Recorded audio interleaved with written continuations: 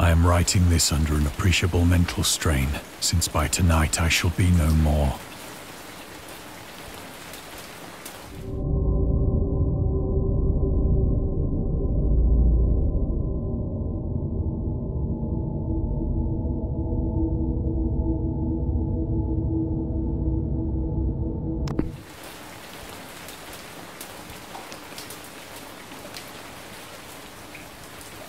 Penniless, and at the end of my supply of the drug which alone makes life endurable, I can bear the torture no longer, and shall cast myself from this garret window into the squalid street below.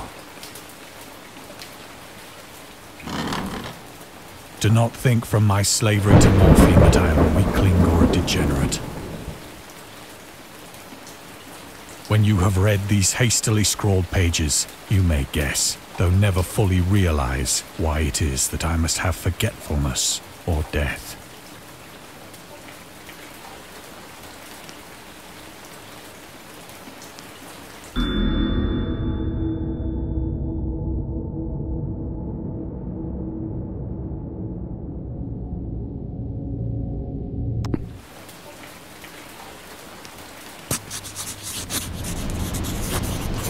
It was in one of the most open and least frequented parts of the broad Pacific that the packet of which I was supercargo fell a victim to the German sea raider.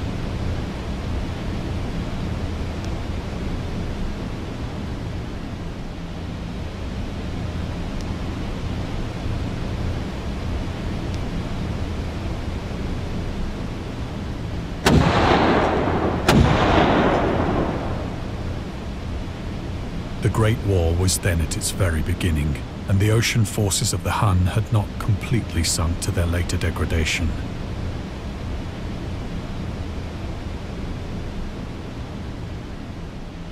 So that our vessel was made a legitimate prize, whilst we of her crew were treated with all the fairness and consideration due us as naval prisoners.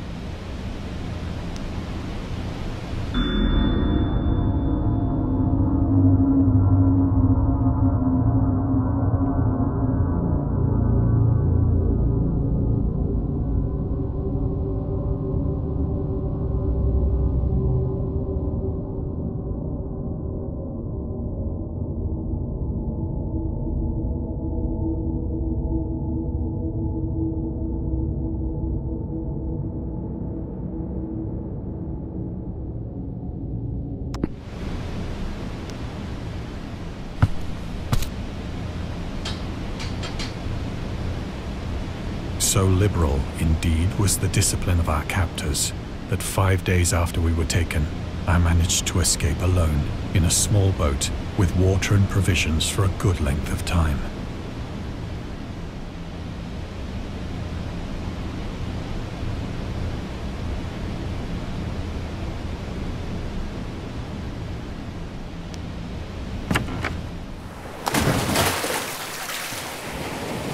When I finally found myself adrift and free, I had but little idea of my surroundings. Never a competent navigator, I could only guess vaguely by the sun and stars that I was somewhat south of the equator. Of the longitude, I knew nothing, and no island or coastline was in sight.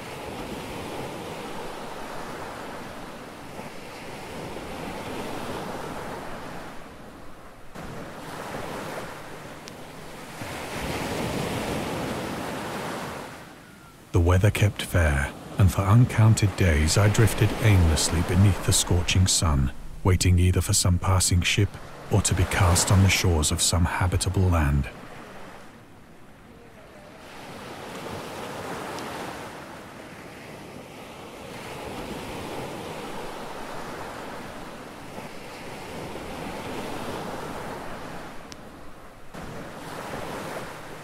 But neither ship nor land appeared, and I began to despair in my solitude upon the heaving vastness of unbroken blue. The change happened whilst I slept. Its details I shall never know.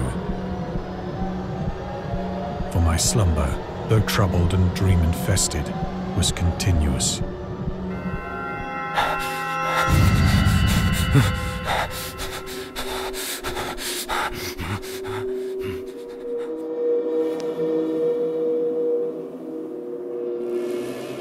When at last I awoke, it was to discover myself half sucked into a slimy expanse of hellish black mire, which extended about me in monotonous undulations as far as I could see, and in which my boat lay grounded some distance away. Though one might well imagine that my first sensation would be of wonder at so prodigious and unexpected a transformation of scenery, I was in reality more horrified than astonished. For there was in the air and in the rotting soil a sinister quality which chilled me to the very core. The region was putrid with the carcasses of decaying fish and of other less describable things which I saw protruding from the nasty mud of the unending plain. Perhaps I should not hope to convey in mere words the unutterable hideousness that can dwell in absolute silence and barren immensity. There was nothing within hearing and nothing in sight save a vast reach of black slime. Yet the very completeness of the stillness and the homogeneity of the landscape oppressed me with a nauseating fear. The sun was blazing down from a sky which seemed to me almost black in its cloudless cruelty, as though reflecting the inky marsh beneath my feet.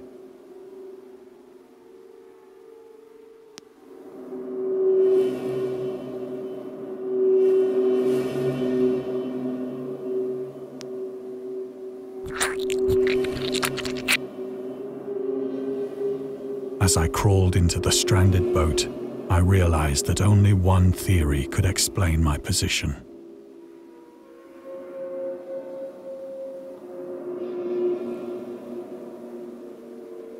Through some unprecedented volcanic upheaval, a portion of the ocean floor must have been thrown to the surface, exposing regions for which innumerable millions of years had lain hidden under unfathomable watery depths.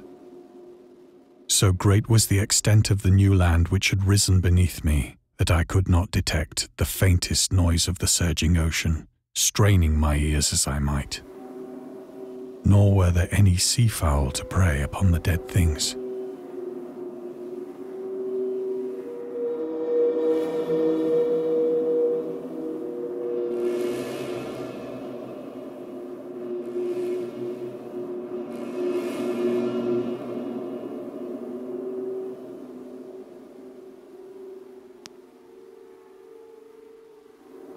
For several hours I sat thinking or brooding in the boat, which lay upon its side and afforded a slight shade as the sun moved across the heavens. As the day progressed, the ground lost some of its stickiness and seemed likely to dry sufficiently for traveling purposes in a short time. That night I slept but little, and the next day I made for myself a pack containing food and water, preparatory to an overland journey in search of the vanished sea and possible rescue.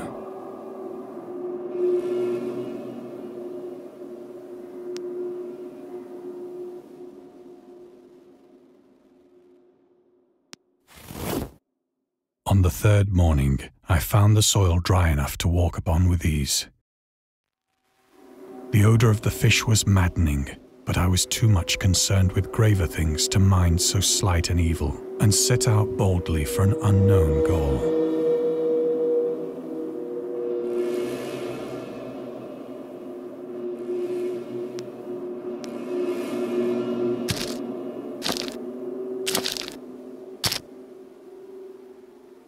All day I forged steadily westward, guided by a faraway hummock which rose higher than any other elevation on the rolling desert.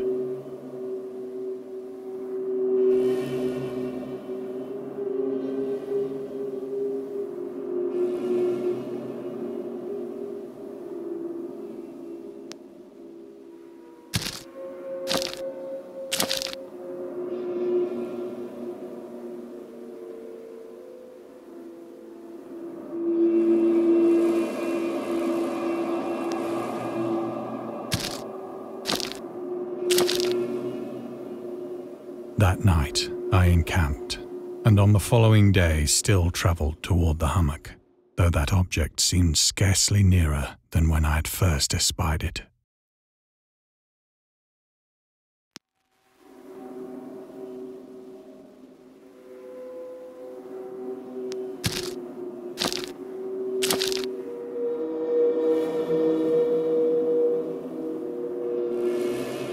By the fourth evening, I attained the base of the mound, which turned out to be much higher than it had appeared from a distance.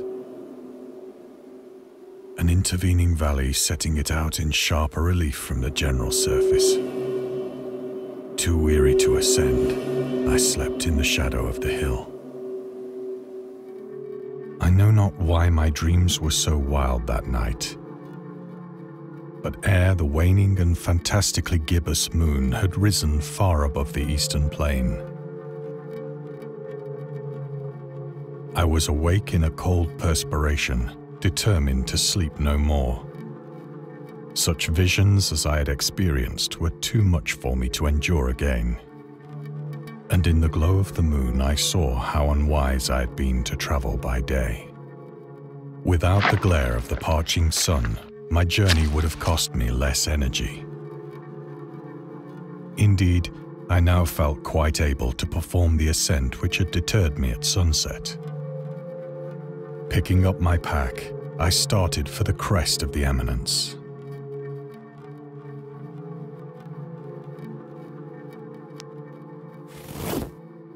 I have said that the unbroken monotony of the rolling plain was a source of vague horror to me. But I think my horror was greater when I gained the summit of the mound and looked down the other side into an immeasurable pit or canyon, whose black recesses the moon had not yet soared high enough to illumine. I felt myself on the edge of the world, peering over the rim into a fathomless chaos of eternal night. Through my terror ran curious reminiscences of Paradise Lost, and of Satan's hideous climb through the unfashioned realms of darkness. As the moon climbed higher in the sky, I began to see that the slopes of the valley were not quite so perpendicular as I had imagined. Ledges and outcroppings of rock afforded fairly easy footholds for a descent, whilst after a drop of only a few hundred feet, the declivity became very gradual.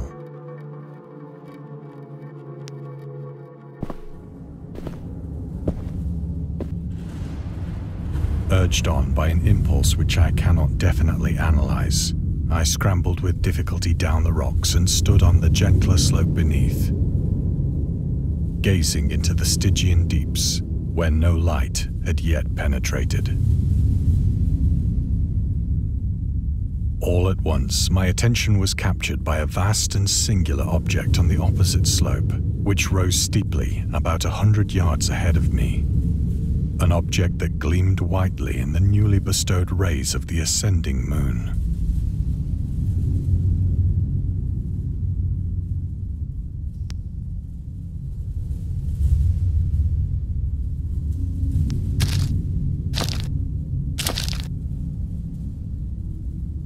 That it was merely a gigantic piece of stone, I soon assured myself. But I was conscious of a distinct impression that its contour and position were not altogether the work of nature. A closer scrutiny filled me with sensations I cannot express.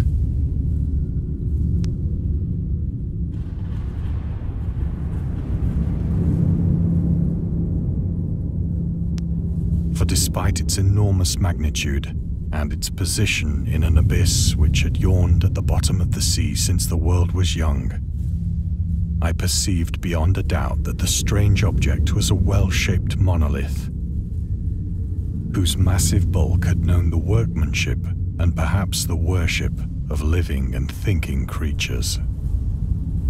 Dazed and frightened, yet not without a certain thrill of the scientist's or archaeologist's delight, I examined my surroundings more closely.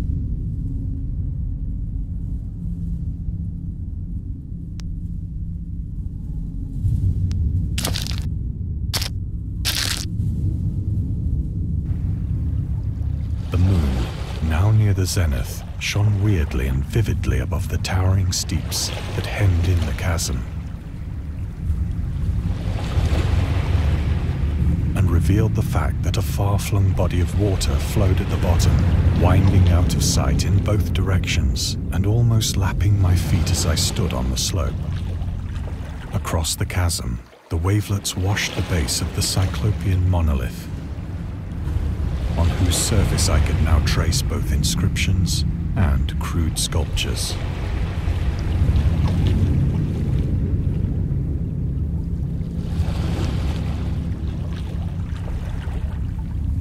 The writing was in a system of hieroglyphics unknown to me and unlike anything I'd ever seen in books, consisting for the most part of conventionalized aquatic symbols such as fishes, eels, octopi, crustaceans, mollusks, whales, and the like. Several characters obviously represented marine things which are unknown to the modern world, but whose decomposing forms I had observed on the ocean-risen plain. It was the pictorial carving, however, that did most to hold me spellbound.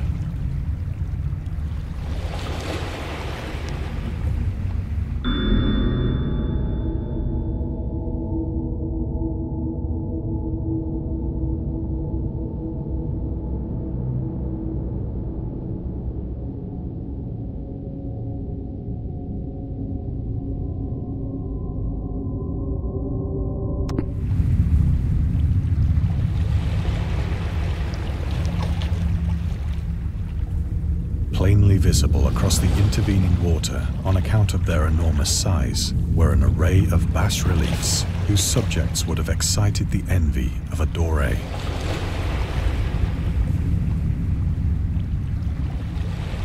I think that these things were supposed to depict men, at least a certain sort of men, though the creatures were shown disporting like fishes in the waters of some marine grotto,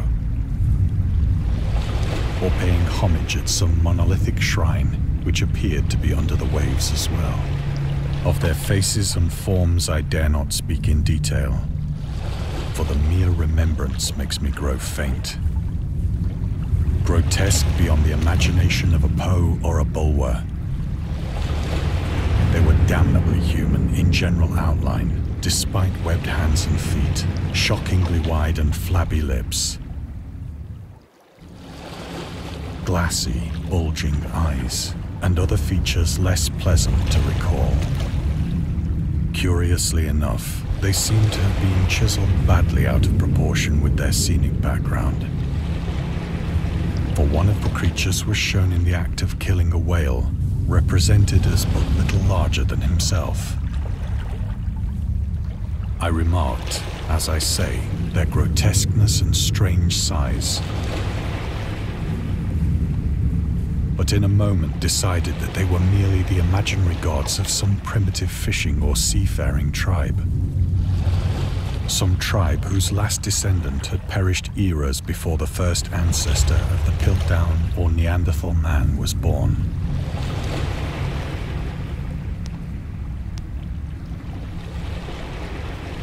Awestruck at this unexpected glimpse into a past beyond the conception of the most daring anthropologist, I stood musing whilst the moon cast queer reflections on the silent channel before me. Then, suddenly, I saw it. With only a slight churning to mark its rise to the surface, the thing slid into view above the dark waters.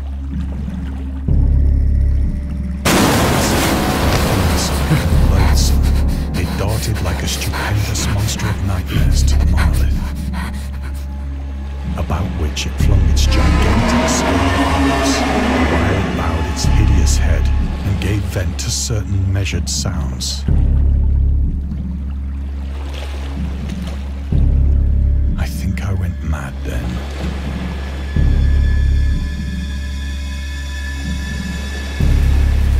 Of my frantic ascent of the slope and cliff, and of my delirious journey back to the stranded boat, I remember little.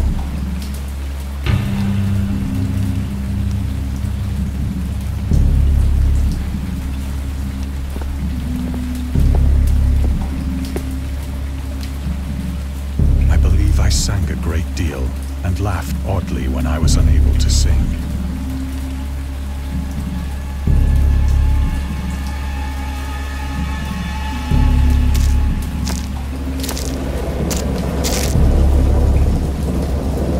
I have indistinct recollections of a great storm sometime after I reached the boat. At any rate, I know that I heard pearls of thunder and other tones which nature utters only in her wildest moods.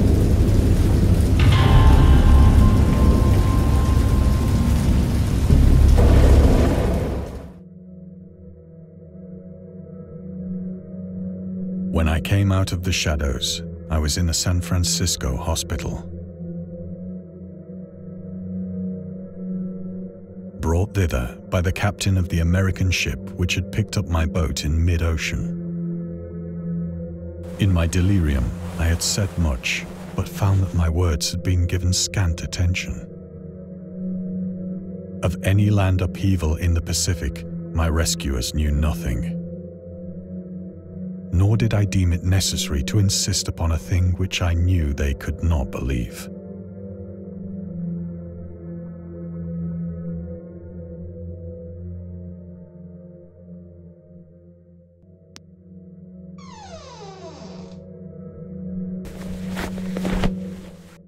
Once I sought out a celebrated ethnologist and amused him with peculiar questions regarding the ancient Philistine legend of Dagon, the fish god.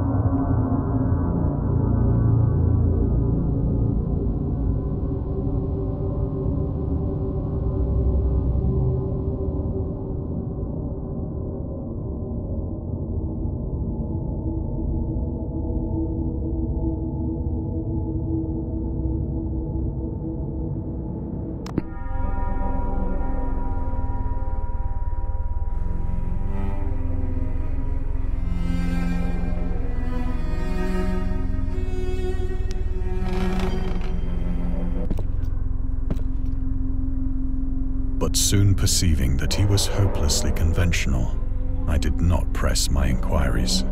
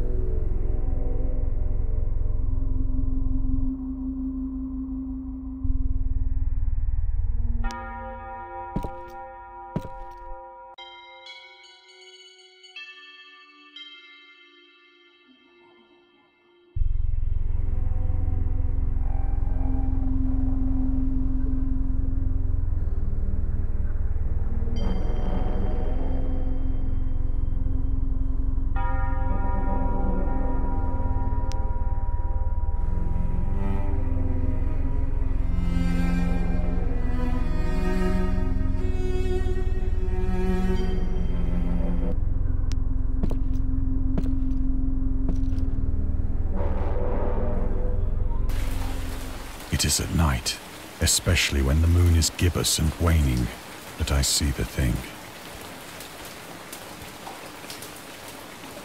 I tried morphine, but the drug has given only transient surcease and has drawn me into its clutches as a hopeless slave.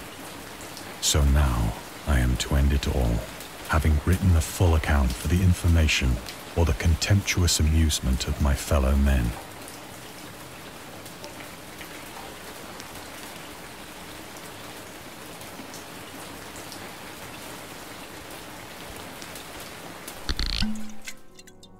Often, I ask myself if it could not all have been a pure phantasm. A mere freak of fever as I lay sun-stricken and raving in the open boat after my escape from the German man-of-war. This I ask myself, but ever does there come before me a hideously vivid vision in reply. I cannot think of the deep sea without shuddering at the nameless things that may at this very moment be crawling and floundering on its slimy bed. Worshipping their ancient stone idols and carving their own detestable likenesses on submarine obelisks of water-soaked granite. I dream of a day when they may rise above the billows to drag down into their reeking talons the remnants of puny, war-exhausted mankind. Of a day when the land shall sink and the dark ocean shall ascend amidst universal pandemonium.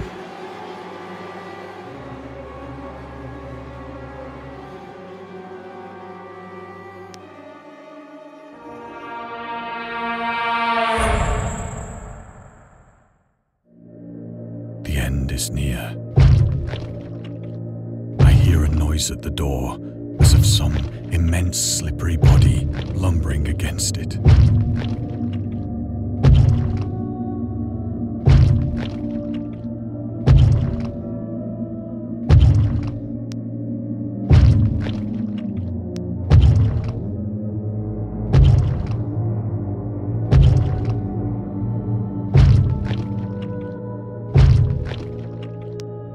It shall not find me.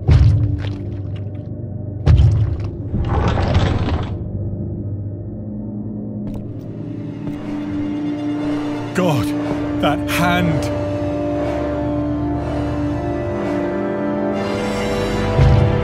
The window! The window!